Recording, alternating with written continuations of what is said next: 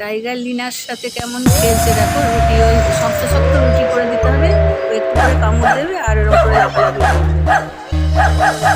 দেখো ওর সাথে কেউ ওর হাত চেপে ধরেছে, হাত কামড়ে ধরেছে, লাগেও দাঁত বসায় না,